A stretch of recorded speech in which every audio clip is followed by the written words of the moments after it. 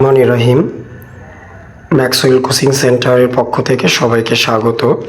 আমাদের আজকের আলোচনার বিষয় 60 গ্রাম ভর বিশিষ্ট কোনো বস্তু 3 মিটার পার সেকেন্ড বেগ নিয়ে 2 সেকেন্ড পর 6 মিটার পার সেকেন্ড বেগ প্রাপ্ত হলো, তাহলে ত্বরণ ও বল কত? তাহলে আমরা কি করব?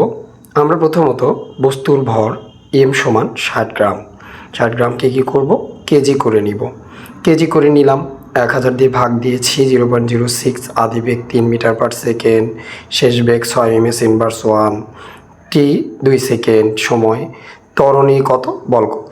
তাহলে আমরা সূত্রটা কি জানি? এ সমান ভি মাইনাস ইউ ডিভাইডেড টি।